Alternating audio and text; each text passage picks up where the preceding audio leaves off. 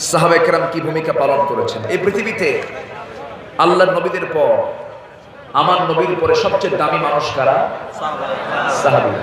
আস-সাহবাতু কাল নুজুম, সাহাবীরা হলেন আকাশের তারকার মতো। ইক্তেদা করবে, হেদায়েত পেয়ে যাবে। সুবহানাল্লাহ। দিন প্রতিষ্ঠা এর আরবি হলো ইকামতে দিন। দিন প্রতিষ্ঠা আরবি কি? ইকামতে দিন। ইকামতে দিন একটি গুরুত্বপূর্ণ একটা বিষয়, সাবজেক্ট। আল্লাহ রাব্বুল আলামিন প্রত্যেক পয়গম্বরকে এই দায়িত্ব দিয়ে পাঠিয়েছেন। আল্লাহর জমিন আল্লাহর দ্বীনকে প্রতিষ্ঠা করার জন্য নবীদেরকে মূলত পাঠানোর উদ্দেশ্য সবার কম বেশি জানা আছে। আল্লাহ রাব্বুল আলামিন সূরা ফাতাহ এর 28 নম্বর আয়াত, সূরা সাফের 9 নম্বর আয়াতে আল্লাহ রাব্বুল আলামিন এগুলো বিশদভাবে জানিয়ে দিয়েছেন। আল্লাহ রাব্বুল আলামিন বলেন, হুয়াল্লাযী আরসালা রাসূলাহু বিল হুদা ওয়া দীনিল হাক্কি লিইয়ুযহিরাহু আলাদ-দীনি কুল্লিহি ওয়া কাফা বিল্লাহি শাহীদা। আরেক জায়গায় আল্লাহ রাব্বুল আলামিন বলেন, হুয়াল্লাযী আরসালা রাসূলাহু বিল হুদা ওয়া দীনিল হাক্কি লিইয়ুযহিরাহু আলাদ-দীনি কুল্লিহি ওয়ালাউ কারিহাল মুশরিকুন। জোরে বলি আল্লাহু আকবার। তিনি সেই মহান সত্তা যিনি তার রাসূলকে দ্বীনে হক দিয়ে দুনিয়াতে পাঠিয়েছেন। সেই দিনটাকে কি করবেন? তিনি ইসলামটাকে কি করবেন? পৃথিবীর তৈরি করা যত দিন আছে, যত তন্ত্রমন্ত্র আছে, যত ইসলাম আছে, সমস্ত ইসলামের উপরে, সমস্ত তন্ত্র মন্ত্রের উপরে যেন তিনি আল্লাহর দ্বীন জমিনে কায়েম করতে পারেন, বিজয়ী করতে পারেন। জোরে বলি সুবহানাল্লাহ। এতে কাফেরদের জ্বালা পোড়া হতে পারে এবং এর চেয়ে বড় সাক্ষী আর কিছুই হতে পারে না। জোরে বলি সুবহানাল্লাহ। তাহলে রাসূলকে পাঠানো হলো কেন? আমরা মোটামুটি আয়াত দ্বারা স্পষ্ট হলো। এই কিতাবটা কেন দেওয়া হলো? আল্লাহ রাব্বুল আলামিন রাসূলকে জানিয়ে দিলেন, হে রাসূল, আমি আপনাকে এই কিতাবটা কেন দিলাম? শুধু নামাজের জন্য দেই নাই, শুধু দান সদকার জন্য দেই নাই, শুধু ঠাকঠোক মেরে কয়েকটা সেজদা দিবেন এই জন্য এই কোরআনটা নাযিল করি নাই। আমি কেন দিয়েছি? কিতাবুন আনজালনাহু ইলাইকা লিতুখরিজান নাসা মিনাল-যুলুমাতি ইলান-নূর। আমি এই জন্য আপনাকে কিতাবটা দিয়েছি যেন আপনি এই কিতাব দিয়ে অন্ধকারে নিমজ্জিত অজ্ঞতার সাগরে ডুবন্ত জাতিকে যেন আপনি কোরআনের আলোতে আলোকিত করে যেন তাদেরকে জান্নাতের রাস্তায় তুলে দিতে পারেন। এই জন্য আমি আপনাকে এই কিতাবটা দিয়েছি। জোরে বলি সুবহানাল্লাহ। জিনাকারকে, সুদখোরকে, চোর ডাকাতদেরকে, অসভ্য বর্বর জাতিকে আপনি যেন কোরআনের আলোতে আলোকিত করে যেন তাদেরকে জান্নাতের রাস্তায় তুলে দিতে পারেন, এই জন্যই আমি আপনার কাছে এই কিতাবটা নাযিল করেছি। সেই কিতাব আজও পৃথিবীতে আছে না নাই? ব্যর্থতা না সফলতা নেই? কোরআন দিয়ে পৃথিবীর আইন যাচাই হবে না পৃথিবীর আইন দিয়ে কোরআন যাচাই হবে? কোরআন দিয়ে পৃথিবীর সকল আইন যাচাই হবে। বিজ্ঞান দিয়ে কোরআন যাচাই হবে না কোরআন দিয়ে বিজ্ঞান যাচাই হবে? কোরআন দিয়ে বিজ্ঞান যাচাই হবে। আকাশের চাঁদ আমরা দেখি, এই চাঁদের কি কোনো নিজস্ব আলো আছে? এটা কে বলে দিল? আমরা জানছি কি থেকে? বই থেকে পেয়েছি। সায়েন্স বলতেছে যে চাঁদের নিজস্ব কোনো আলো নেই। চাঁদ অন্যের আলোতে আলোকিত হয়। এটা হালে সৌরজগতের সৌরবিদ যারা, তারা এই তথ্যগুলো দিলেন।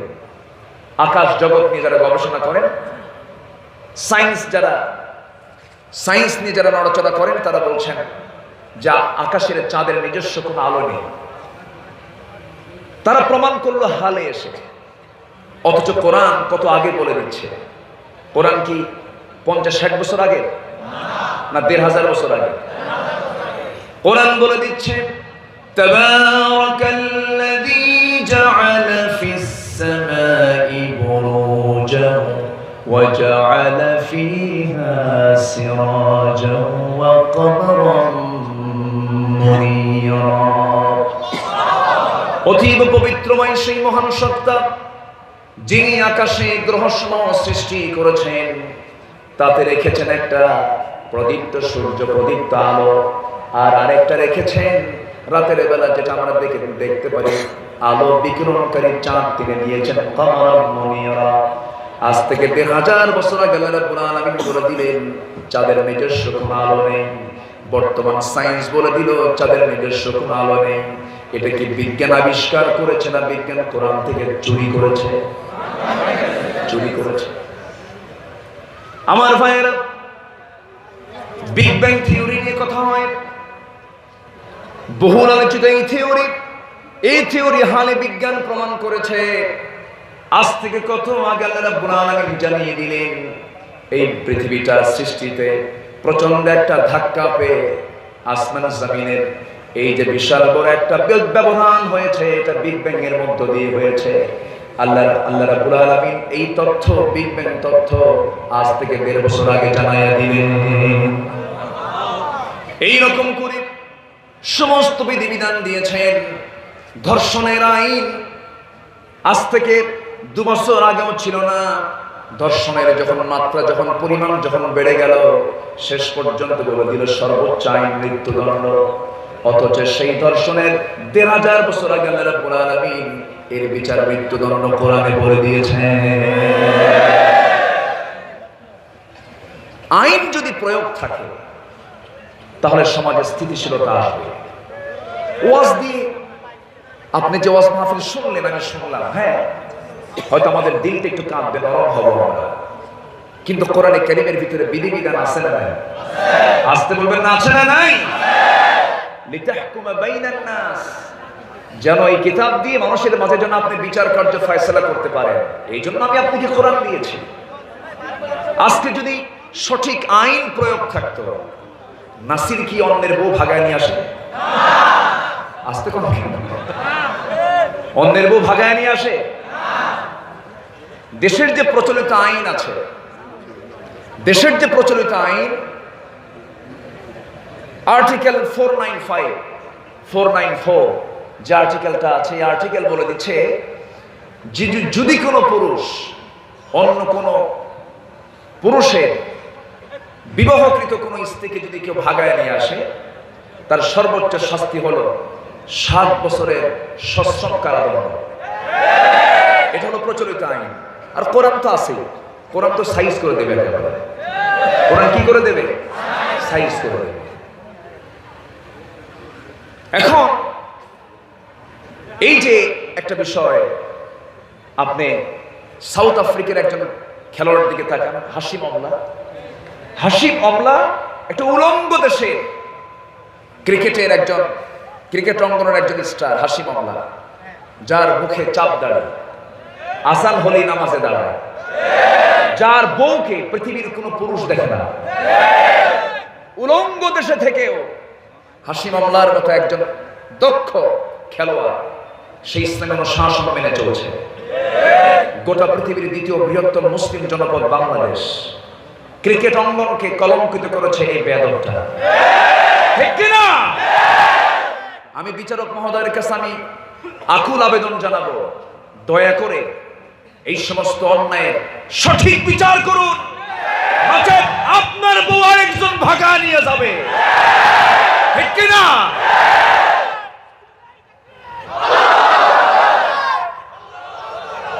সম্মানিত ভাইয়েরা, কোরআনে কি নাই? সব আছে না নাই? আমার আওয়াজকে সবাই শুনতে পাচ্ছেন? কারো কোনো অসুবিধা, সমস্যা, ডঙ্কা, শঙ্কা, হতাশা, টেনশন? সাথে কে? সাথে কে? আল্লাহ থাকলে কিসের ভয়? যারা আল্লাহ আছে তার কোনো ভয় আছে? যারা মাহফিল একটু বাধা দিতে চেয়েছিলেন, আমরা তাদের জন্য দোয়া করি। আল্লাহ তুমি তাদেরকে বোঝার তৌফিক দাও। ঠুনকো বিষয়কে কেন্দ্র করে অনেক সময় মাহফিল বন্ধ হয়ে যায়। গভর্নমেন্টের বিন্দু পরিমাণে এতে কোনো দোষ নাই। দেশে কোথাও কোনো প্রজ্ঞাপন জারি হয়নি যে মাহফিল হবে না। সব জায়গায় মাহফিল চলছে, হচ্ছে, কোনো সমস্যা নেই। স্থানীয় কিছু আতি পাতি নেতা আছে, আছে না নাই? আমার ইউনুস ভাই, আমার ওসমান ভাই, কত সুন্দর মানুষ তিনি। আজকের এই মাহফিলটার পেছনে তার যথেষ্ট মেহনত, তিনি যথেষ্ট মেহনত করেছেন। আমার ওসমান ভাইকে আসলে নামের সঙ্গেও কিন্তু মানুষের কিছু চারিত্রিক মিল থাকে, ঠিক না? মিল থাকে। ওসমান কি ছিলেন? ধৈর্যশীল। কি ছিলেন? লজ্জাশীল, ধৈর্যশীল ছিলেন। আমাদের তো সবই আছে, কিন্তু আমরা তো ভুলে যাই। আবু বকরের মতো বন্ধু বানাও, ওমরের মতো শাসক হও, ওসমানের মতো দানবীর ধৈর্যশীল হও, আলীর মতো লড়াকু সৈনিকের ভূমিকা পালন করে বাতিল রাজি আছেন কারা কারা? হাত উঁচু করে দেখা।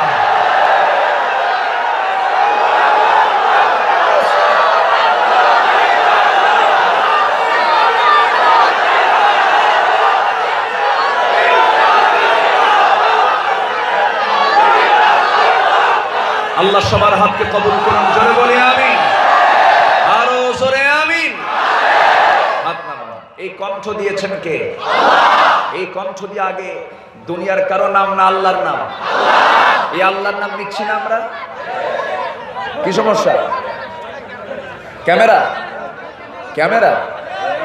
ওদের ধমক দিয়েন না, ওরা তো মরে যাবে। ধমক টমক দিয়েন না, ওদের কাজটা একটু করুক তারা।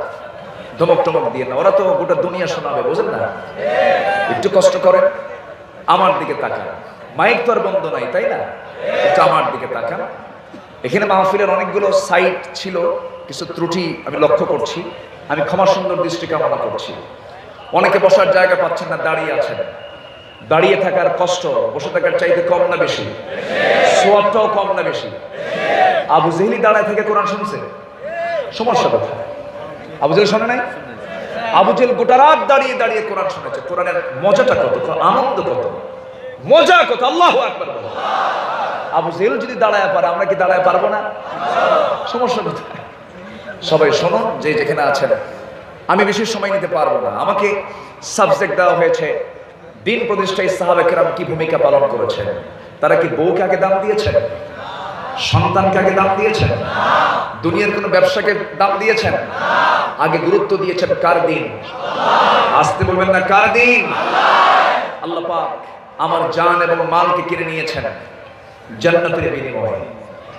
আল্লাহ আমার জান মাল নিয়ে নিয়েছেন কিসের বিনিময়ে? সবাইকে দিতে রাজি আছেন? ট্রাকের তলে, বাসের তলে, মর্জিনাকে পাওয়ার জন্য, এরকম আছে না নাই? লাইলি মর্জিনা পাওয়ার জন্য জান দিয়ে দেয়, এরকম আছে না নাই? লাইলি তুমি না আসলে কিন্তু আমি আত্মহত্যা করব, আছে না নাই?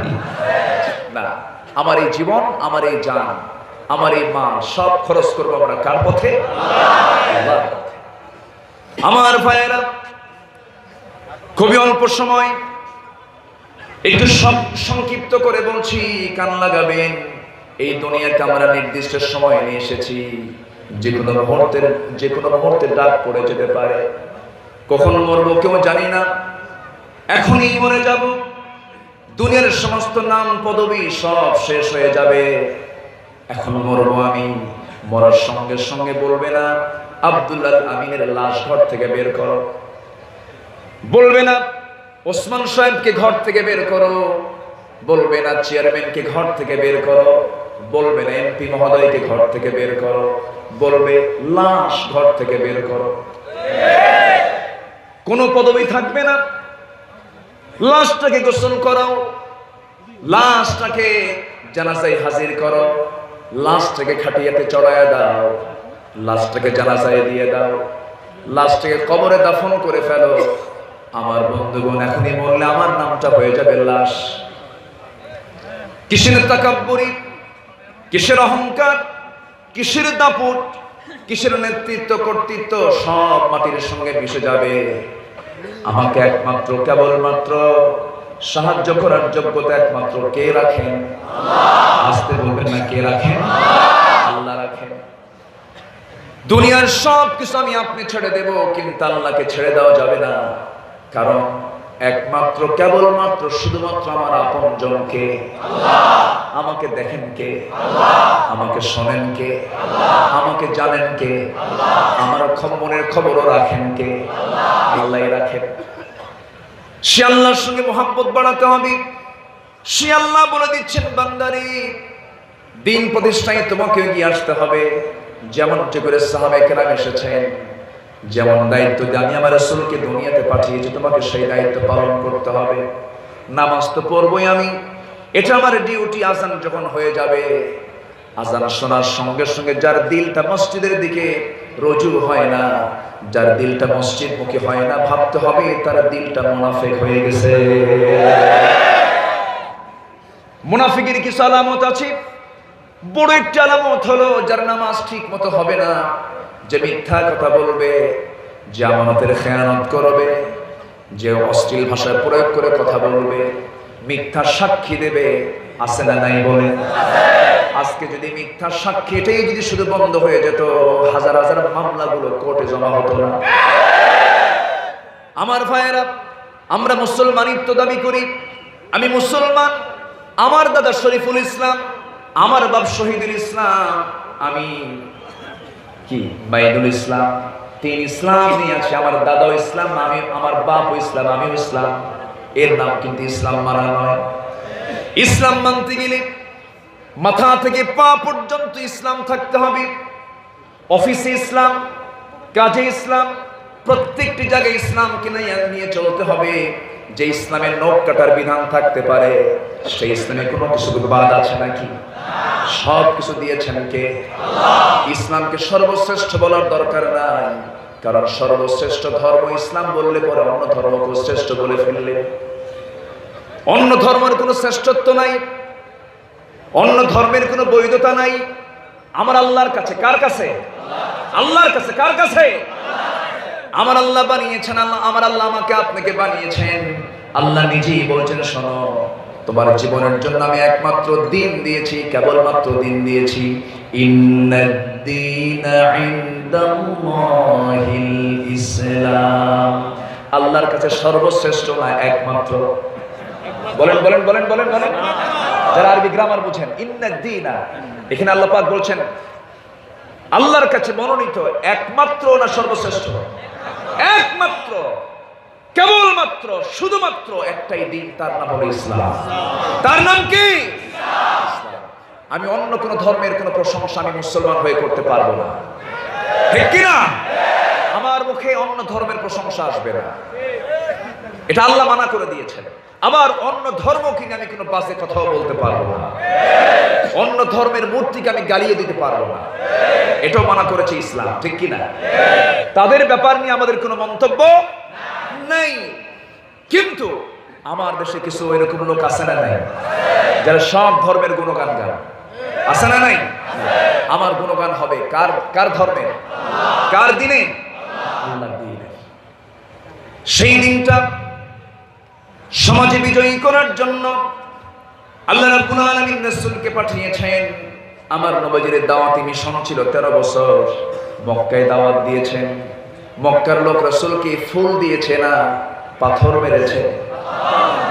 রাসূলকে ফুলের মালা দিয়েছে না পাথর মেরেছে? পাথর মেরেছে। নবীজি কাউকে ঠকালেন না, নবীজি কাউকে মারতে গেলেন না, নবীজি কারো জমির আইল ঠেলতে গেলেন না। আমার নবীজির মুখ থেকে কোনোদিন অযাচিত কোনো কথাও বের হলো না। এমনকি আমার নবীজির 24 ঘন্টা মানুষের সঙ্গে যখন চলতেন, হাস্যজ্জ্বল চেহারা নিয়ে চলতেন। আমার নবীর চারিত্রিক বিন্দু পরিমাণ কোনো ক্লেম কেউ বের করতে পারে না। আমার নবীজি বদর যুদ্ধের দিনে যখন বদর প্রান্তরে যখন হাজিরা দিলেন, আবু জেহেল তার সঙ্গ পাঙ্গ নিয়ে যখন হাজার সৈন্য নিয়ে বদর প্রান্তরে যখন পৌঁছে গেল, সবাই বলে ফেলল, আবু জেহেল সত্যি করে বলো তো, আমরা যে লোকটার বিরুদ্ধে যুদ্ধ করতে আসতেছি সেই লোকটা আসলে আক্ষরিক অর্থে কেমন? আবু জেহেল বলে, শোনো, আমার জানা মতে আমি যতটুকু তাকে চিনেছি আসমানের নিচার জমিনের উপরে মুহাম্মদ বিন আব্দুল্লাহর চাইতে চরিত্রবান মানুষ এই জমিনে আমার চোখে আর পড়ে নাই। কে বলে? আবু জেহেল বলে। আবু জেহেল এই কথা বলার পরও সে কেন যুদ্ধে আসলো? যুদ্ধে কেন অবতীর্ণ হলো? মুখোমুখি সম্মুখ যুদ্ধে কেন আসলো? যুদ্ধ আর জিহাদ কিন্তু এক নয়। জিহাদের অন্তর্ভুক্ত হলো যুদ্ধ, কিন্তু জিহাদ মানে আমরা অনেকে জিহাদ এবং সন্ত্রাসকে এক জায়গায় মিলায় দেই। জিহাদ এবং সন্ত্রাস কখনো এক নয়। সন্ত্রাস এক বিষয়, জিহাদ একটা বিষয়। জিহাদকে কলঙ্কিত করছে পশ্চিমারা, ঠিক কিনা বলেন? আজকে বছরে কোন ঠিক কিনা? আমার নবীজি 27টি জিহাদের তিনি নেতৃত্ব দিয়েছেন। আমার নবীজি 86টি যুদ্ধ পরিচালনা করেছেন মদিনার মাটিতে বসে 10 বছরে। আপনি এই পাঠটাকে আপনি বাদ দিবেন কেমনে? বাদ দেওয়ার কোনো সুযোগ নাই। আমার ভাইরা, আমার নবীজি কি আবু জেহেল সার্টিফিকেট দিল? এত ভালো মানুষ দেখি নাই, কিন্তু আজকে যুদ্ধ অবতীর্ণ হওয়ার মূল কারণ হলো রাসূল বলেছে এই দুনিয়ায় কোনো দিন বিজয়ী হতে পারে না একমাত্র আল্লাহর দ্বীন ইসলাম ছাড়া। ঠিক কিনা? এটাই ছিল দ্বন্দ্বের মূল কারণ। আমার ভাইয়েরা, আমার আপনার পরিচয় কিন্তু অন্য কিছু না। আমার আপনার পরিচয় হলো যে পরিচয় আদম আলাইহিস সালাতু ওয়াস সালাম দিয়েছেন, যে পরিচয় নূহ আলাইহিস সালাতু ওয়াস সালাম দিয়েছেন, যে পরিচয় ইব্রাহিম আলাইহিস সালাতু ওয়াস সালাম দিয়েছেন, যে পরিচয় ইসমাঈল আলাইহিস সালাতু ওয়াস সালাম দিয়েছেন, মুসা ঈসা আলাইহিস সালাতু ওয়াস সালাম দিয়েছেন। আমার নবী যে পরিচয় দিয়েছেন, সমস্ত নবীরা পরিচয় দিয়েছেন আমরা মুসলমান। হুয়া সাম্মাকুমুল মুসলিমিন, আমরা সবাই কি? আরো জোরে বলেন, আরো জোরে বলেন। আমরা সবাই, আমাদের পরিচয় হলো আমরা মুসলমান। কিন্তু এত গ্রুপ কেন? এত দ্বন্দ্ব কেন? এত ফাসাদ কেন? এটার মূল কারণ যদি আমরা খতিয়ে দেখতে যাই, মূল কারণ হলো একটাই, প্রকৃত মুসলমান আমরা কিন্তু হতে পারি নাই। ঠিক কিনা? ইসলাম তেমন একটি বিধানের নাম, আপনি এটাতে মর্জি মতো খাটো করবেন, মর্জি মতো যোগ দিবেন, তা হতে পারে না।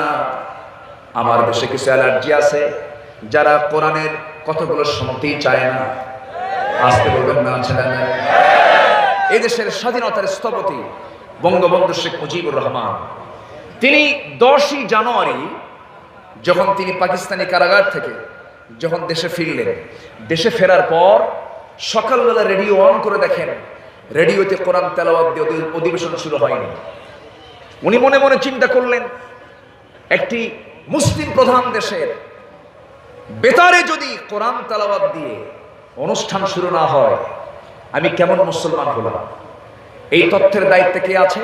তলব করলেন, নিচে চলে গেলেন বেতার কেন্দ্রে, গিয়ে বললেন যে এই যে অধিবেশন অনুষ্ঠান সূচি করা হয়েছে, শুরুতে কেন কোরআন তেলাওয়াত দেওয়া হলো না? কে দেয় নাই তারে ধর। উনি নিজে বসে বলেছেন সকাল 9টা হলেও এখনো তো তোমরা কোরআন তেলাওয়াত অধিবেশন শুরু করো। চিন্তা করুন, এদেশের মূল স্বাধীনতার চেতনা হলো ইসলাম, ঠিক কিনা? 47-এ এই দেশ যখন ভাগ হয়, প্রথম 47-এ দ্বিজাতি তত্ত্বের ভিত্তিতে দেশ বিভাগ হয়েছে। মুসলিম এবং হিন্দু কখনো এক জাতি হতে পারে না। এই চেতনাকে লালন করে প্রথম স্বাধীনতা আমরা পেয়েছি 47-এ। আর সেই 47-এ যদি বিভক্ত না হতো, এই স্বাধীন বাংলাদেশ আমরা পেতাম না। অতএব মুসলিম প্রধান দেশে ইসলাম গর্হিত কোন কাজ আমরা বরদাস্ত করতে পারবো না। রাজি আছেন কারা কারা? হাত উঁচু করে দেখা।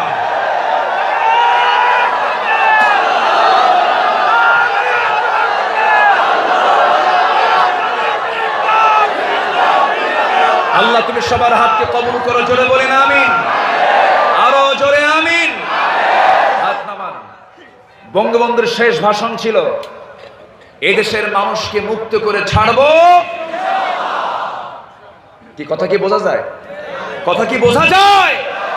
সেই চেতনার ভিতর আজকে কিছু ঘাপটি মারা নাস্তিক তৈরি হয়েছে, ঠিক কিনা? এদেশের চেতনা ইসলাম ছিল, আছে, থাকবে। ইসলাম নিয়ে কেউ মাতামাতি করলে গলা চিপে ধরা হবে তাদের, ঠিক কিনা? আমাদের সবচেয়ে বড় পরিচয় হলো আমরা মুসলমান। কষ্ট হচ্ছে আপনাদের? কষ্ট হচ্ছে?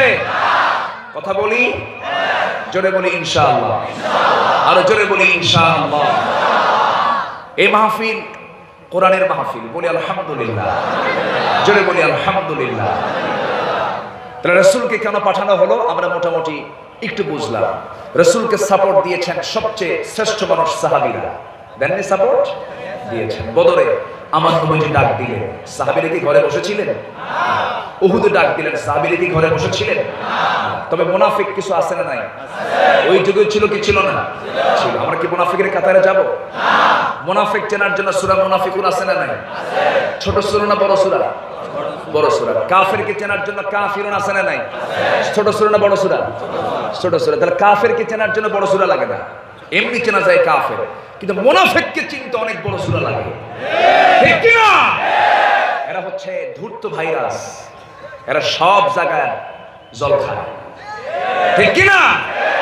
সব জায়গার জল খেয়ে আপনি ইসলাম মানতে পারবেন না।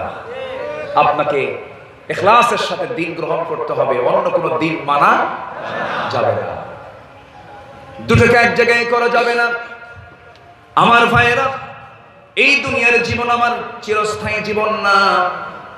এক কথায় কোন ইচ্ছা দিয়ে, কোন ইচ্ছা শক্তি দিয়ে আমার চললে চলবে না। নিজের কল্পনা প্রসূত কোন আইন দিয়ে আমার চললে চলবে না। আমাকে সম্পূর্ণরূপে সারেন্ডার করতে হবে আল্লাহর কাছে। এটাই হলো মুসলিমের পরিচয়। মুসলিম বলবে কি? যারা পারেন ঠোঁট মিলিয়ে বলুন, ইন্নী ওয়াজ্জাহতু ওয়াজহিয়া লিল্লাযী ফাতারাস সামাওয়াতি ওয়াল আরদা হানিফাও ওয়া মা আনা মিনাল মুশরিকিন। জোরে বলি আল্লাহু আকবার। সম্পূর্ণরূপে আমাকে আপনাকে সারেন্ডার করতে হবে। ইন্না সলাতি ওয়া নুসুকি ওয়া মাহইয়ায়া ওয়া মামাতি লিল্লাহি রাব্বিল আলামিন। আমার সালাত, আমার কুরবানি, আমার জীবন, আমার মরণ সব কার জন্য হবে? আল্লাহ। আস্তে বলবেন না, কার জন্য হবে? আমি সবসময় চলবো কার বিধান নিয়ে? কার হুকুম নিয়ে? এক নম্বর হুকুম হলো আমরা সারেন্ডার করব কার কাছে? আল্লাহর কাছে। ইবাদত করব কার? আমাকে পাঠিয়েছেন কিসের জন্য? ইবাদতের জন্য। জীবনের এক জায়গায় না সব জায়গায়। নামাজ আগে না অন্য কাজ আগে? কিন্তু আমার দেশে কোনটা আগে? কাজ আগে না নামাজ আগে? নামাজটা যদি আগে হয়ে যেত, নামাজ আগে যদি সব জায়গায় যদি জরুরি হয়ে যেত, আজান হয়ে গেছে কোনো কথা নাই, নামাজে দাঁড়াতে হবে, যেমন নো মাস্ক নো সার্ভিস ঘোষণা হয়ে গেছে, সবার মুখে মাস্ক আছে না নাই? বিশেষ করে পুলিশের সামনে পড়লে পরে মাস্ক আছে না নাই? আইন তো মানতে হবে। এক বুড়া চাচা রিক্সা চালাচ্ছে, মাস্ক মুখের মধ্যে নিয়ে, দেখি মাস্কের মাঝখানে ফুটা। বললাম চাচা মাঝখানে ফুটা গেল, হুজুর বিড়ি খাওয়া লাগবে তো। আল্লাহ যে আমাদেরকে কত সুন্দর বেঁচে রেখেছেন, বলি আলহামদুলিল্লাহ। ওয়ার্ল্ড হেলথ অর্গানাইজেশন বলল যে, গত মার্চে বলল যে আগামী 6 মাসের মধ্যে বাংলাদেশে 40 থেকে 50 লক্ষ লোক মারা যাবে। কই ভাইরাস এসে তো পাত্তাই পেল না। আল্লাহর রহমতের কাছে কোনো কিছু কুলায়? আসতে বলবেন না কুলায়। আমেরিকা স্থবির, ইউরোপ মুখ থুবড়ে পড়ে গেছে, মেগা সিটিগুলো একটা ভুতুরে নগরীতে রূপ নিয়েছে, আর আমার দেশের মানুষ সচল আছে। আলহামদুলিল্লাহ, জোরে বলি আলহামদুলিল্লাহ। অবদান কার? কোন ব্যক্তির না, অবদান কার? আকাশের সূর্য রেখেছেন রোগ মুক্ত রাখার জন্য। গ্রামের লোকের তো করোনা হয় না, গ্রামের লোক ভিটামিন ডি পুরোপুরি পায়। ভিটামিন ডি যখন সূর্য থেকে একটা মানুষের শরীরে পুরোপুরি আসে, ভাইরাস করোনা এসে যখন একটা ধাক্কা মারে, ধাক্কা খেয়ে আর পারে না, সিট হয়ে পড়ে যায়, বলে যে আমি তোর সঙ্গে পারলাম না। আল্লাহ পাক কি অ্যান্টিবডি তৈরি করার জন্য আকাশের এই সূর্য রেখেছেন, জোরে বলে সুবহানাল্লাহ। শহরের মানুষ তো সূর্যের আলো পায় না, corporate building, multi steroid building এর ভিতরে থাকে, ব্যবসা গরম, সূর্য নাই, অক্সিজেনও নাই। আলো বাতাস ভালো করে পায় না, ভিতরে এসির প্রয়োজন হয়। এদিকে আবার করোনা ভাইরাসটা খুব ভিআইপি ভাইরাস, ও যেন কোনো জায়গায় পছন্দ করে, ওর পছন্দই হলো এসি, শীততাপ নিয়ন্ত্রিত জায়গায় সে থাকতে খুব পছন্দ করে, বুঝলেন? এই জন্য গ্রামের মানুষ টের পায় না। আমরা অনেক ভালো আছি, তাই না? বলি আলহামদুলিল্লাহ, জোরে বলি আলহামদুলিল্লাহ। সম্মানিত ভাইয়েরা, এখন সবার মুখে মাস্ক। এয়ারপোর্টে ঢুকলে তো কোনো মানুষকে চেনা যায় না, ঠিক না?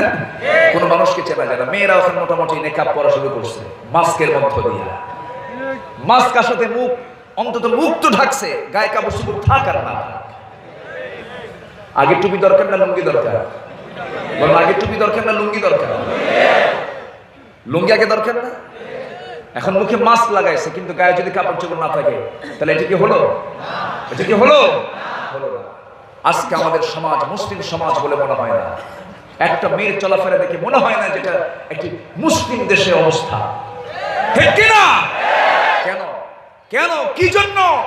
আমার দেশের সংস্কৃতি আজকে দেউলিয়া হয়েছে। সম্পূর্ণ সংস্কৃতি অঙ্গন দখল করেছে ভারতের ভিন্ন সংস্কৃতি, ঠিক কিনা? ওদের পোশাক, ওদের কৃষ্টি কালচার গুলো। আজকে মুসলিম পরিবারের মেয়ে কি লাগায়? টিপ লাগায়, সিঁদুর লাগায়। কেন? এগুলো করা যাবে না।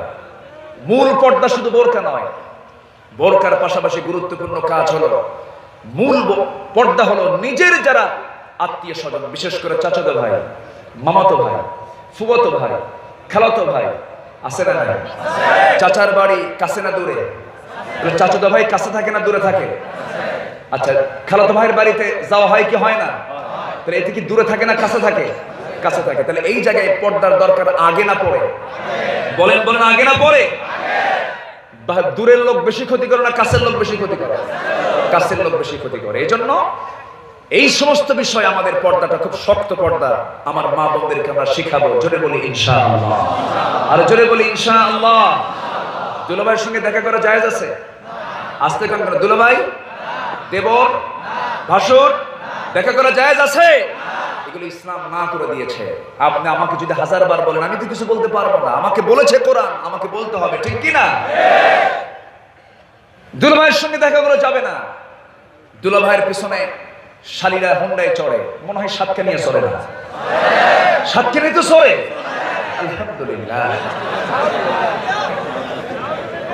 আচ্ছা, শালী দুলাভাইয়ের হোন্ডার পিছনে বসে আছে। শালী মনে মনে চিন্তা করে, দুলাভাই মানুষ, পুরুষ মানুষ, গায়ে লাগলে কেমন হয়, মাঝখানে একটু গ্যাপ রেখে দূরে বসেছে। দুলাভাই আবার করছে কি, দূরে মাঝখানে গ্যাপ আছে তো, সামনে যেমন ব্রেক মারছে, এক ব্রেকে গ্যাপ পূরণ করছে। এগুলো আছে না নাই? এগুলো নোংরামি ওয়াজ করে বন্ধ হবে না, আইন করে বন্ধ করতে হবে মুসলমান। নাসিরের অপকর্ম, এই অপকর্মগুলো বন্ধ হতো, নাসির পারতো না যদি শক্ত বিধান থাকতো, ঠিক কিনা? বাস্তবায়ন আমাদের দরকার। কষ্ট পাচ্ছেন আপনারা? আলোচনা চালাবো? আমার তো সময় আগে এমনি এমনি চলে গেল। এই মাইক ঠিক করতে লাগলো 10 মিনিট, 15 মিনিট, আধা ঘন্টা। কি বলবো এখন? আমার প্রোগ্রাম তো, এই প্রোগ্রামটা খুব অল্প সময় নেওয়া। এই প্রোগ্রাম নিয়েছি খুব অল্প সময়ে। মূল প্রোগ্রাম আমার নেওয়া আছে আজকে চট্টগ্রামে, অনেক দূরে মাহফিল। সেখানে আবার 9টার দিকে, 9:30টার দিকে ওঠার কথা। এখন মেহমান না গেলে তো তাদের দম আসে আর যায়, দম আসে আর যায়, এই অবস্থা। মানে যদি হার্টের রোগী হয় তাহলে ইন্তেকাল, মামলা খাবো। কি কথা কি বোঝেন না? তো এই হচ্ছে অবস্থা। সব দিকে একটু খেয়াল করতে হচ্ছে আমাকে। আকাশের পাখি ওড়ে এক ডানায় না দুই ডানায়? দুই ডানায়। দুই দিকে একটু রক্ষা করতে হবে। আমি আর দেখি 2-4-5 মিনিট কথা বলবো। কষ্ট পাচ্ছেন না তো কেউ? জোরে বলি ইনশাআল্লাহ। তাহলে সাহাবায়ে কেরাম কি অবদান রেখেছেন ইকামতের দিনের ক্ষেত্রে? তারা কি দুনিয়ার কোনো মায়া করেছেন? সবচেয়ে বেশি ভালোবাসবো আমরা কাকে? ভালোবাসার প্রথম জনকে, প্রথম জনকে, দ্বিতীয় জন মুহাম্মদ সাল্লাল্লাহু, আর তৃতীয় জন হচ্ছে কারা? দ্বীনি ভাইরা। কারা বলেন? দ্বীনি ভাই। ভালোবাসার এই 3টা ক্যাটাগরি। আল্লাহ রাব্বুল আলামিন বলেন, তোমাদের বন্ধু হবে কারা আর শত্রু হবে কারা? বন্ধু হবে কারা? ইন্নামা ওয়ালিয়্যুকুমুল্লাহু ওয়া রাসূলুহু ওয়াল্লাযী আল্লাযীনা ইউকিমুনাস সালাতা ওয়া ইউতুনাস যাকাতা ওয়া হুম রাকিউন। জোরে বলি আল্লাহু আকবার। তোমাদের এক নাম্বার বন্ধু হবে আল্লাহ, নাম্বার 2 বন্ধু হবে তোমাদের রাসূল, নাম্বার 3 বন্ধু হবে তোমাদের মধ্যে যারা ঈমানদার। ঈমানদাররা বন্ধু হবে, কেমন বন্ধু হবে? ইন্নাল্লাহা ইউহিব্বুল্লাযীনা ইউকাতিলুনা ফি সাবিলিহি সাফফান কাআন্নাহুম বুনয়ানুম মারসুস। জোরে বলি আল্লাহু আকবার। আল্লাহ রাব্বুল আলামিন ওই সমস্ত বান্দাদেরকে সবচেয়ে বেশি ভালোবাসেন যারা আল্লাহর জমিনের দ্বীন প্রতিষ্ঠার ক্ষেত্রে পরস্পর ভ্রাতৃত্বের বন্ধনে আবদ্ধ হয়ে যারা আল্লাহর জমিনের দ্বীন কায়েমের সংগ্রামে অবতীর্ণ হয়, আল্লাহ তাদেরকে খুব বেশি ভালোবাসেন। সাহাবীরা এই কাজে তারা পিছিয়ে না সবার আগে। কে না জানেন ইতিহাসগুলো? বদর তো একটাই, উহুদ তো একটাই, খন্দক তো একটাই, মুতার যুদ্ধ তো একটাই, সবার কম বেশি জানা আছে। রাসূল শুধু ডাক দিয়েছেন, ডাকতে দেরি হয়েছে, যেতে দেরি হয় নাই। উহুদ প্রেক্ষাপট কার না জানা আছে? আমার নবীজি উহুদের দিনে নবীজি মসজিদ নববী থেকে বের হচ্ছিলেন, আম্মা জান আয়েশাকে বলছেন, আয়েশা তুমি রেডি হয়ে যাও। আমার নবীজি যুদ্ধে যেত, স্ত্রীকে সাথে নিয়ে চলে যেতেন। আমার নবীজি লম্বা কোনো সফরে গেলে বউকে সাথে নিয়ে চলে যেতেন, কারণ বউ হলো ঈমানের অর্ধেক। বলি আলহামদুলিল্লাহ, আরো জোরে বলি আলহামদুলিল্লাহ। আর নিকাহু নিসফুল ঈমান, বিয়েটা হলো ঈমানের অর্ধেক। যুবকরা সময় হলে বিয়ে করে নিবা। দেখেন কিচ্ছু করে না, বিয়ে শাদী করার দরকার আছে না নাই?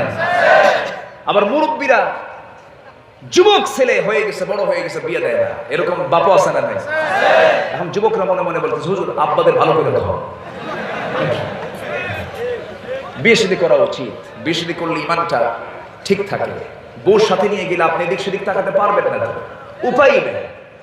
সাথে বউ আছে, আপনি যদি বউ থাকা অবস্থায় যদি অন্যদিকে আপনি যদি আধা সেকেন্ড তাকান, আর এই দৃশ্য যদি আপনার বউ দেখে একবার, হয়তো সেই সময় কিছু কবে না, 2 দিন পরে বলবে। হয়তো আপনি ডাক দিচ্ছেন, সুইটি এদিকে আসো তো। কিসের তোমার সুইটি মুইটি? তুমি ছায়া থাকো আরেক দিকে, তুমি আমারে ডাকো না, ঠিক কিনা?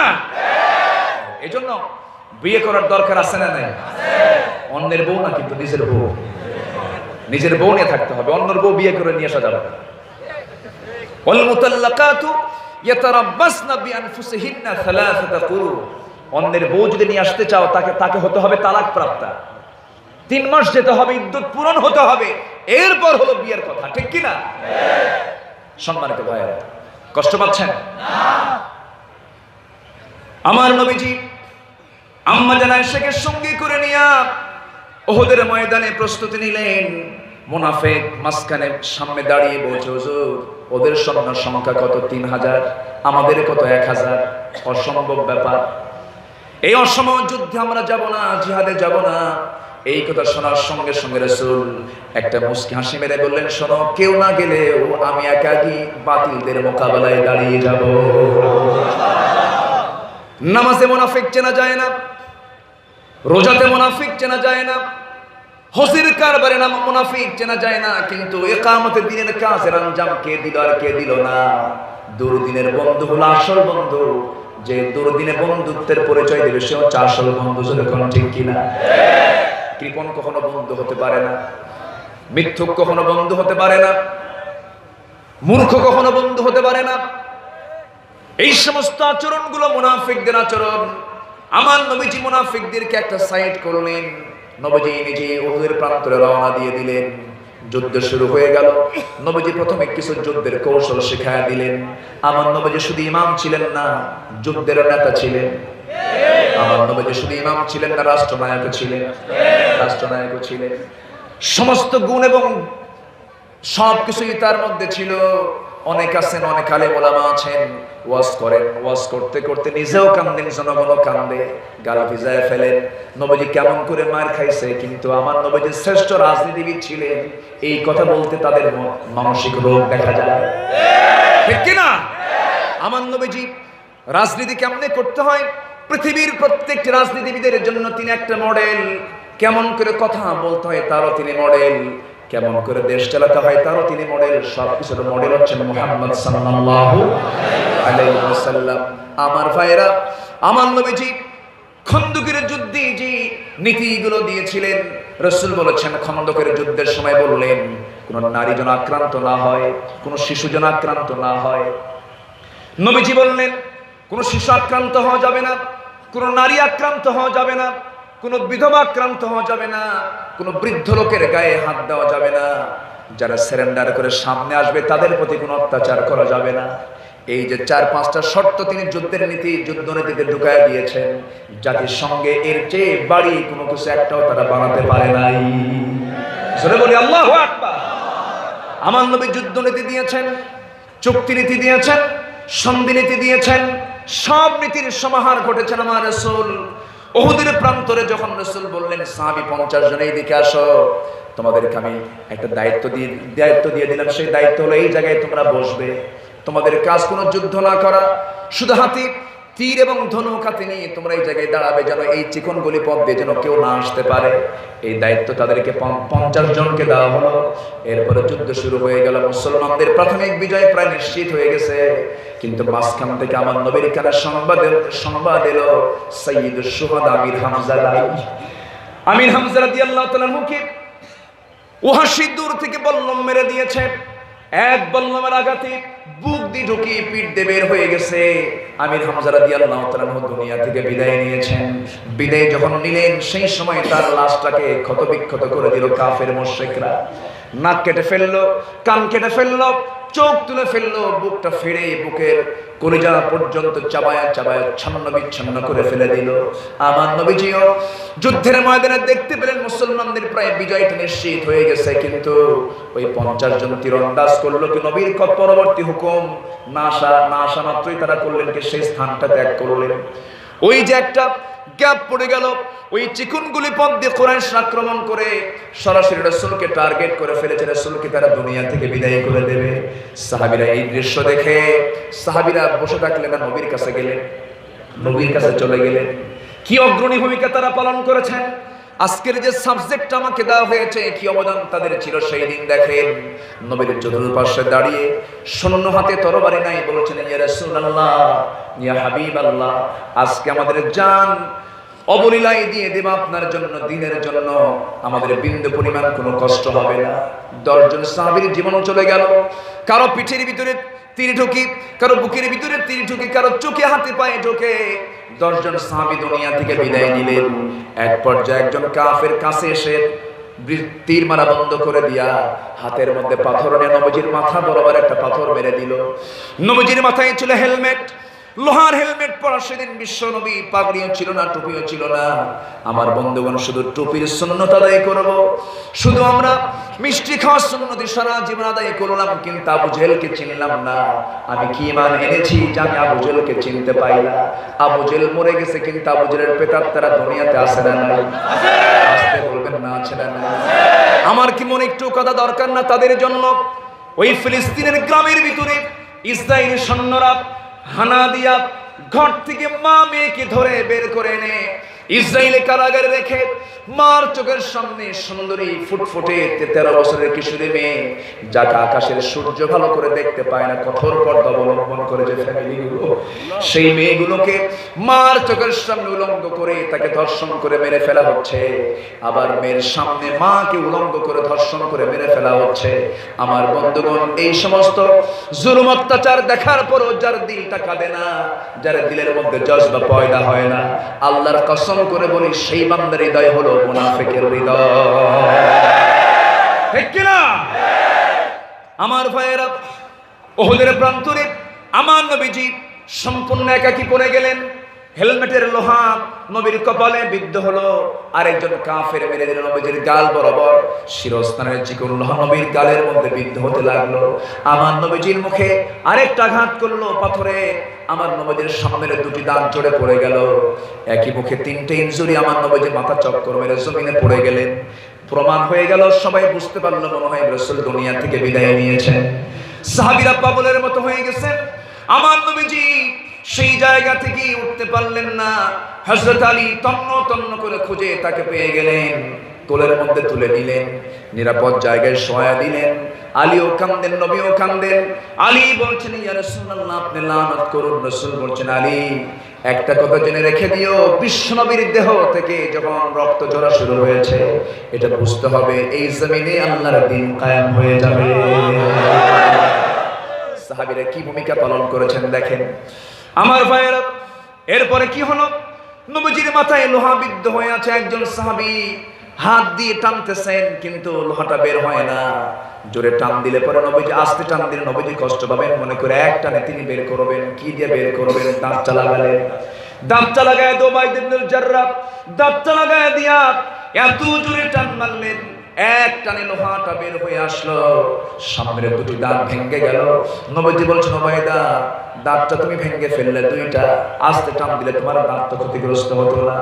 উবাইদার সঙ্গে সঙ্গে কেঁদে কেঁদে বলছেন, ইয়া রাসূলুল্লাহ, আমার দাঁত কেন, কলিজাটা ছিঁড়ে দেব আপনার জন্য, আমার কোনো দুঃখ হবে না। জোরে কোন সুবহানাল্লাহ, আর জোরে বলুন সুবহানাল্লাহ। আমার ভাইয়েরা, আমার নবীজির মাথায় ব্যান্ডেজ লাগানো, শহীদের ঈদগাহে আমার নবীজি দাঁড়ানো। ৭০ জন সাহাবী শাহাদাত বরণ করেছেন। আপন চাচার লাশ সামনে, ক্ষত বিক্ষত চেহারা তার। আর একজন সাহাবী আব্দুল্লাহ বিন জাহাশের লাশটাও ক্ষত বিক্ষত। রাসূল বললেন, নাক কাটা, কান কাটা, চোখ তোলা, বক্ষ ছিদ্র করে সমস্ত কলিজাগুলো বের করাই দুইজন সাহাবী আমার চাচা এবং আব্দুল্লাহ বিন জাহাশের কবরটা দাফন করার জন্য দুই কবরে দিও না, এই দুজনকে তোমরা এক কবরে দাফন করো, কারণ একসঙ্গে তারা আল্লাহর সামনে সাক্ষী হয়ে দাঁড়িয়ে যাবে। জোরে বলুন সুবহানাল্লাহ। তাদের অবদান কি? এই জন্য সেই সাহাবে কেরামের চেতনা আমাদের ভিতরে থাকার দরকার আছে না নাই? আসতে বলবেন না, আছে না নাই? আমরা সেই চেতনা লালন করব। এই জমিনটা কার? আকাশটা কার? সূর্যটা কার? আমরা চাই এই জমিনটা কার আইন দিয়ে ভরপুর হয়ে যায়। আমরা কার বিধান মেনে চলবো? কার হুকুম মেনে চলবো? নামাজ পড়বো কয় ওয়াক্ত? 5 ওয়াক্ত নামাজ পড়তে রাজি আছেন? কার একটা হাত তুলে দেখেন তো। 5 ওয়াক্ত নামাজ কারা কারা পড়বো? 5 ওয়াক্ত নামাজ বলি, ইয়া আল্লাহ, ইয়া রহমান, ইয়া রহিম, আমাদেরকে 5 ওয়াক্ত সালাত আদায় করার তৌফিক তুমি আল্লাহ দিয়ে দাও। জোরে বলি আমিন, আরো জোরে আমিন। কষ্ট দিয়ে ফেললাম মনে হয়? কষ্ট পেয়েছেন? আমি ওসমান ভাইকে অসংখ্য ধন্যবাদ জানাচ্ছি। এই মাহফিলটার বাস্তবায়নে তার পূর্ণ চেষ্টা, আজকে তিনি সফল হয়েছেন, বলি আলহামদুলিল্লাহ। আমি এমন কোন অযাচিত কথা বলতে চাই না যে আমাদের মধ্যে বিশৃঙ্খল সৃষ্টি হয়ে যায়। আমরা দেশকে ভালোবাসি, আমরা দেশের মানুষকে ভালোবাসি, কিন্তু কোন জুলুমকে আমরা সহ্য করব না, কোন অন্যায়কে আমরা সহ্য করব না, কোন মিথ্যাকে আমরা গ্রহণ করতে পারবো না। সত্যের জয় হবেই হবে ইনশাআল্লাহ। জোরে বলে ইনশাআল্লাহ। হাদা মা ইনদি ওয়াল ইলমু ইনদাল্লাহ আলাইহি তাওয়াক্কালতু ওয়া ইলাইহি উনীব। সুবহানাকাল্লাহুম্মা আশহাদু আন লা ইলাহা ইল্লা আনতা আস্তাগফিরুকা ওয়া আতুবু ইলাইক। সবার কাছে দোয়া চাই। আজকে এখানে দুটো জানাজা হয়েছে না? একটা সকাল একটা আসরে জানাজা হয়েছে। তাদের জন্য কি দোয়া দরকার আছে না? সবাই দোয়ায় শামিল হবেন না? আমরা একসঙ্গে দোয়ায় শামিল হব। জোরে বলি ইনশাআল্লাহ। দোয়া করতে হবে তো। আমরা দোয়া করি যে আমরা চাইবো কার কাছে? আমরা কার কাছে চাবো? নামাজের মতো করে বসি, আমরা নামাজের মতো করে বসি। আমি ওসমান ভাইকে অনুরোধ, আমার ওসমান ভাইকে আমি অনুরোধ করব, এই মাহফিলটার পুরো দায়িত্ব আমি ওনার হাতে দিয়ে দিলাম। আপনারা কি মনে করেন? আপনারা কি মনে করেন? এই মাহফিল ছিল, আছে, থাকবে। জোরে বলি ইনশাআল্লাহ। মাহফিল হলো মৌচাক। মাহফিল কি? মৌচাকে কি থাকে? কি থাকে বলেন? মধু। সেই মধু নিতে হলে মৌমাছির সঙ্গে পীড়িত করতে হবে। মৌমাছিকে ঢিল মারা যাবে না, ঢিল মারলেই হুল ফুটে দেওয়া হবে। কি কথা কি বোঝা গেল? মাহফিল যেন আল্লাহ পাক কবুল করেন। জোরে বলি আমিন। আসুন, আমাকে আর বলবেন না দয়া করে, আমাকে যেতে হবে, আমারও তো জীবন, আমাকে বাঁচতে হবে। আমরা দোয়া করি। এখন আমরা দোয়ার মধ্য দিয়ে মোটামুটি একটা টাইম আমরা কভার করে ফেলবো। আজকে আমি সম্পূর্ণ সন্তুষ্ট করতে পারলাম না, কিছু অতৃপ্তি রয়ে গেল, আগামীতে তৃপ্তি হবে। জোরে বলি ইনশাআল্লাহ। নামাজের মতো করে আপনারা 10 মিনিট 8:30 সাড়ে 8টা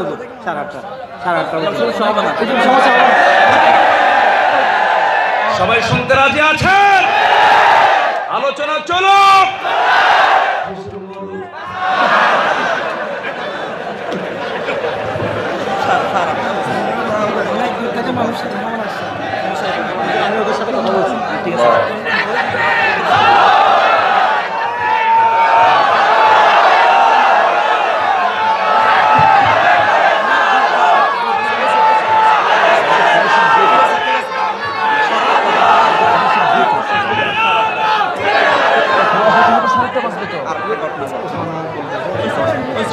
সম্মানিত ভাই, সম্মানিত উপস্থিতি, আমার মনে হয় মাহফিলের লোক এখন আসার উপরেই আছে।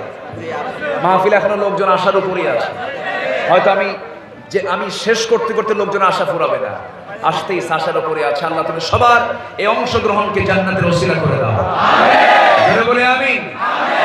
এই গ্রামের প্রত্যেকটি ঘরকে ইসলামের দুর্গ বানিয়ে দাও। আমি স্থানীয় প্রশাসনকে ধন্যবাদ জানাই। সাতকানিয়ার প্রশাসন এই মাহফিলকে বাস্তবায়নে তারা অনন্য ভূমিকা পালন করেছেন। আমরা ওসি মহোদয়ের কে আমরা ধন্যবাদ জ্ঞাপন করছি এবং স্থানীয় এমপি মহোদয়কে ধন্যবাদ দিচ্ছি।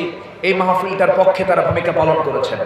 আল্লাহ তুমি তাদের খেদমতকে কবুল করো, আল্লাহ তুমি তাদের আঞ্জামকে কবুল করে নাও। আসুন, আমি আজকের মতো আমি আর বাড়াচ্ছি না।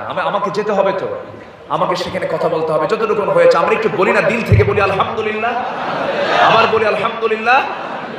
কালেকশন নাই তো। আমার পরে আরেকজন মেহমান আছেন, তিনি আসবেন। হ্যাঁ, আরেকজন আছেন, তিনি আসবেন। অত্যন্ত দিলওয়ার মানে কি জানেন?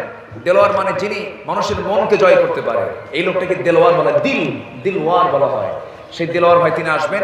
এশার পর এখানে নামাজ হবে, এরপর আলোচনা হবে। সে আলোচনায় সবাই থাকবেন, জোরে বলি ইনশাআল্লাহ। আসুন আমরা সবাই নামাজের মতো করে বসে, একটু নামাজের মতো করে বসে আমরা আল্লাহর কাছে চাই। আল্লাহুম্মা আমিন। ربنا ظلمنا أنفسنا وإن لم تغفر لنا وترحمنا لنكونن من الخاسرين। সামনে করেন সময় হাজার হাজার মানুষ এসে প্রমাণ করলো তোমার বান্দাগুলো কোরআনকে ভালোবাসে। এই ভালোবাসা নিয়ে তোমার শাহী দরবারে কাঙ্গাল ভিখারির মতো দুটো হাত পেতে আছি। আল্লাহ, গুনার দিকে নজর দিও না, বান্দা মনে করে তামাম জীবনের গুনাহগুলোকে মাফ করে দাও। জনম দুঃখিনী মা, জনম দুঃখী বাপজান যারা চলে গেলেন, জিন্দেগির গুনাহগুলো মাফ করো, কবরগুলোকে জান্নাতের টুকরা বানায় দাও। অনেক আলোচনা শেষ করে বাড়ি ফিরে যাব, কিন্তু বাড়িতে ফিরে গিয়ে আব্বাকে পাবো না, আম্মাকে পাবো না। সে আব্বা আম্মা যারা চলে গেলেন, জিন্দেগির গুনাহগুলো মাফ করো, কবরগুলোকে জান্নাতের টুকরা বানায় দাও। সবাই হাতটা উঁচু করে আব্বা আম্মার জন্য দিল থেকে মন থেকে আওয়াজ দিয়ে সবাই আমার সঙ্গে ঠোঁট মিলিয়ে বলুন, রব্বিরহামহুমা কামা ربياني صغيرا رب ارحمهما كما ربياني صغيرا। আল্লাহ তাআলা বিশেষ করে মাহফিলের আয়োজন যারা করলেন, শোনার জন্য যারা আসলেন, বিনিময় কিয়ামতের কঠিন ময়দানে যেদিন কেউ কাউকে চিনবে না, সেই কঠিন মুসিবতের দিনে মাহফিল সবার জন্য নাজাতের মাধ্যম বানায় দিও আল্লাহ। আমার ডানে, আমার বামে, আমার সামনে পেছনে যত ভাই হাত তুলেছেন, আর যত মা বোন হাত তুলেছেন, সবার হাতগুলোকে তুমি আল্লাহ চালায়া দাও। আমার ওসমান ভাইকে কবুল করো, মুসলিম ভাইকে কবুল করো। সবার নাম তো আমার জানা নাই আল্লাহ, কিন্তু তোমার তালিকায় কারো নাম বাদ পড়া নাই, সবার নামের তালিকা তোমার কাছে আছে। তোমার বান্দাগুলোর মনের খবর তুমি আল্লাহ জানো। মনের ভিতরে যা কিছু আছে চাওয়া তুমি আল্লাহ পাওয়া করে দিও। আয় আল্লাহ তাআলা, আমরা সবচেয়ে বড় আশা করি তোমার কাছে আমাদের সমস্ত গুনাহগুলো তুমি আল্লাহ আমাদের মাফ করে দিও। দুনিয়া থেকে কোন দিন বিদায় হব জানি না, ডান হাতে আমলনামা না আসা পর্যন্ত তুমি আমাদেরকে কবরে নিও না। আজকের সকালে এই ময়দানে দুজন মানুষের জানাজা হয়ে গেছে। আল্লাহ মেহেরবানি করে তাদের জিন্দেগীর সমস্ত গুনাহগুলোকে মাফ করে দাও, কবরগুলোকে জান্নাতের নূর দিয়ে মুনাফফার করে দাও, পরিবারকে ধৈর্য ধরার তৌফিক দিয়ে দাও। আয় আল্লাহ তাআলা, গোটা পৃথিবী জুড়ে মুসলমানদের উপরে নির্যাতন নিপীড়ন চলছে আল্লাহ। এই প্রেজেন্ট ওয়ার্ল্ডের মুসলিম উম্মার জন্য আল্লাহ ওমরের মতো, আবু বকরের মতো একটা নেতা তুমি আল্লাহ পাঠায়া দাও। আল্লাহুম্মা দাম্মির আ'দা আদ-দ্বীন, اللهم شتت شملهم، اللهم مزق جمعهم، اللهم دمر ديارهم، اللهم إنا نجعلك في نحورهم ونعوذ بك من شرورهم। কোন দিন মরণের ডাক আসবে জানি না, আমি মারা যাওয়ার সঙ্গে সঙ্গে ঘর থেকে টান মেরে বের করে দেবে, জীবনের শেষ গোসলটা হয়ে যাবে, মোরা মুখ সব দেখে দেখে চলে যাবে। সন্তানগুলো তিমির মতো কাঁদবে, কিন্তু কোনো জবাব কেউ দিতে পারবে না। মার পেট থেকে উলঙ্গ হয়ে দুনিয়াতে এসেছিলাম, যখন মরে যাব, মরার সময় শুধু সঙ্গে যাবে শুধু কাফনের কাপড়, তার কিচ্ছু যাবে না। আল্লাহ মেহেরবানি করে বুঝতে পেরেছি তুমি আমার একমাত্র আপন, তুমি আমার একমাত্র প্রথম, তুমি আমার একমাত্র শেষ। আল্লাহ তোমার সঙ্গে বেশি করে প্রেম করার তৌফিক দিয়ে দাও, সময় মতো নামাজের তৌফিক দিয়ে দাও, সত্যবাদিতা নিয়ে চলার তৌফিক দিয়ে দাও। আল্লাহ আমাদেরকে তোমার পথে, আমাদেরকে তুমি আল্লাহ দয়া করে কবুল আর মঞ্জুর করে নাও। তাকাব্বাল মিন্না ইন্নাকা আনতাস সামিউল আলিম وتب علينا إنك أنت التواب الرحيم سبحان ربك رب العزة عما يصفون والسلام على المرسلين والحمد لله رب العالمين واجعل آخر كلمتنا عند الموت لا إله إلا الله محمد رسول الله. السلام عليكم ورحمة الله.